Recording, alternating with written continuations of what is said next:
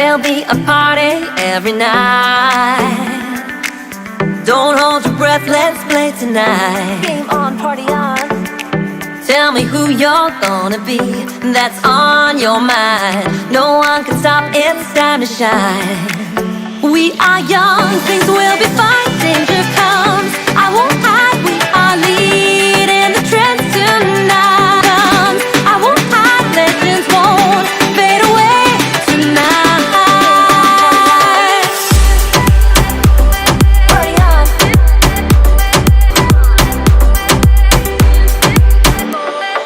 Game on. Game on. Party on.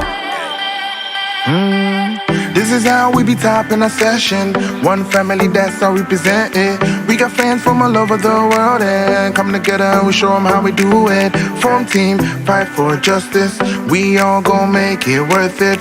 We gon' fight for the purpose. Fighting the evil with crystal brightness. Come and battle, hey.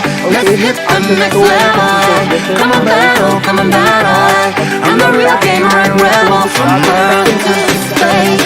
We party place to place. I mean from Earth to space. Of Evil eSports, and now we are live in the second one. What do you think, Prince, about this one? I mean, for the second one here, I'm kind of expecting an Aldous ban. But it seems like Evil Esports is gonna go banning out the Kaya here instead yet again. Yeah, like really, what you can say, they have made up their minds. No more catch-up. Definitely not.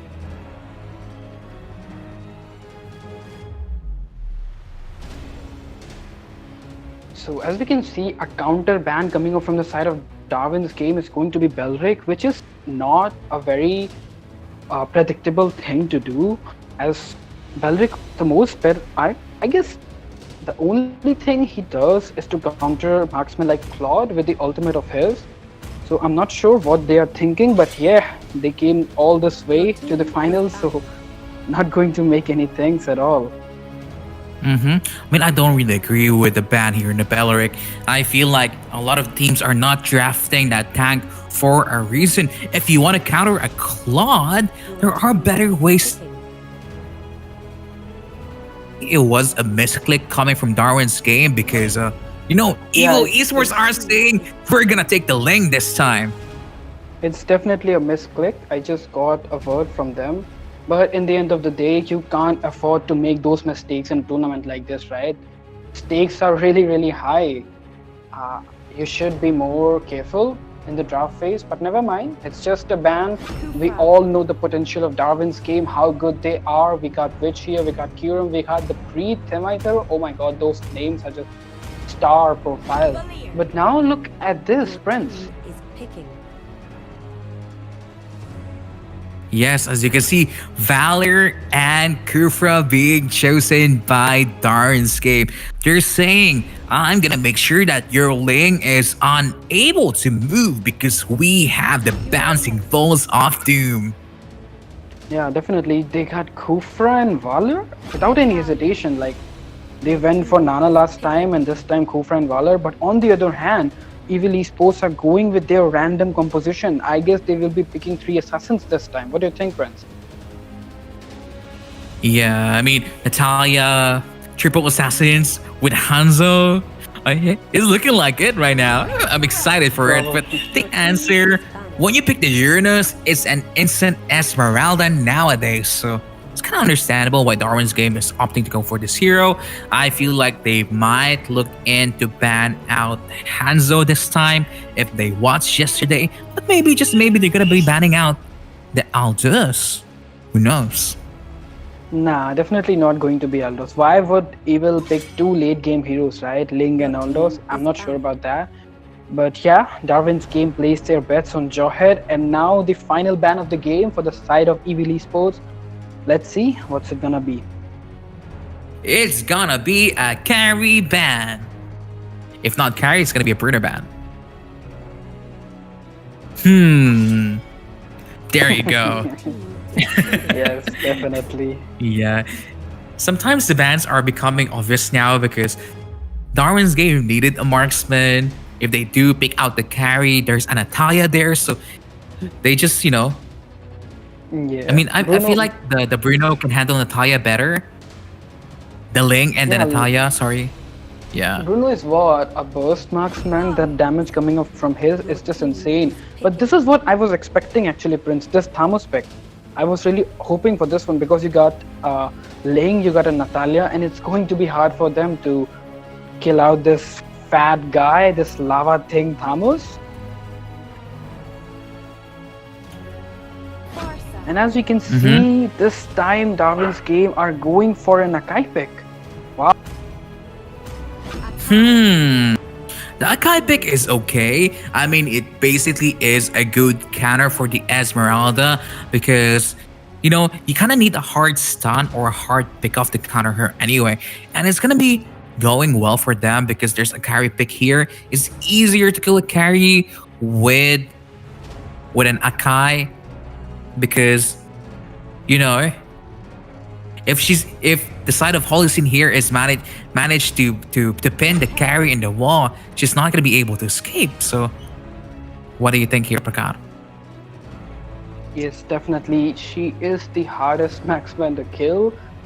So it's not going to be easy for this Akai. Yeah, there are chances, but in terms of killing or locking a marksman, if you ask me, Prince, then definitely the hard time Carrie can give you is just insane. She's very good in escaping. That cooldown is too low, that movement speed is too high.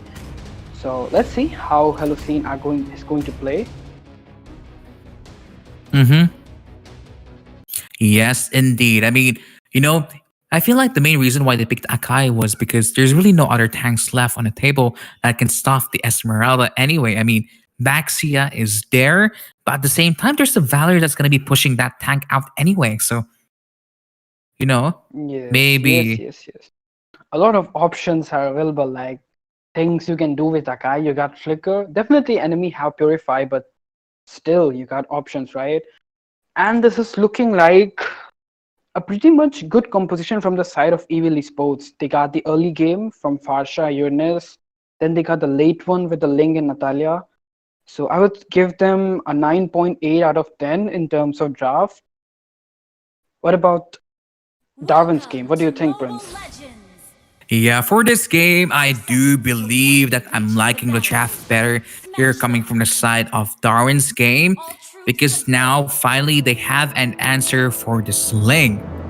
Because a lot of the composition is a little bit on the tankier side, maybe apart from the Valor. So when it comes to the late game stage, they can survive those fights at the end of the game. But at the same time, it's a Natalia and a Ling combo wumbo. We've seen Evil Esports play Natalia and Hanzo. It worked really, really well for them. So I'm kind of excited what kind of strategy and what kind of meta that is Evil Esports is going to be showing us again tonight. Okay, so this could be the first blood of the game within just 1 minute itself, but never mind. Damcha was able to escape. He was actually trying to take the red buff, the steal it, but he was unable to do so. And now the game went back to the passive side. See, look, the Kufra here might have overstayed his welcome, but at the same time, Resh here trying to zone out Dragon, and the Flicker has been finally forced out yet again. Like, the pressure they are maintaining on each other is that thing that can break you. It's all about how you encounter the pressure. Like, if you think that, oh my god, that damage is insane, they're just blocking me again and again, and you feel bad about it, then definitely you're going to break down. But you think that I can counter that thing and you are able to do that, then definitely that gives you an upper hand in games like this. After all, it's the final, right? So stakes are high here. And this is a best of 5 series. And game number 1 goes in favor from the side of Darwin's game. I mean, now we're seeing a much, much more even gameplay from both the teams. But when you look at the gold, it's still in favor of Evil Esports. Yeah, and now this gank in the top lane, I highly doubt that one because you are going to gank this Uranus, which is not an easy kill at all. And he's on Purify, so how do you intend to do that? in the meantime, as you see the bot lane, they are just like distributing themselves so well. 3 guys on the top, now you can't push that lane. 2 guys in the bot, now Esmeralda left it, so Ling will be able to deal damage. This is what I was expecting from the side of Evil. Yeah, they have very good wave clear. The Farsa can just ult Feather Airstrike that minion wave anyway. While in the bottom lane, Viv is just doing Viv things. He's taking the bottom lane tier 1 because he does realize there's really no one there to defend that lane. So as you can see here for now, we're having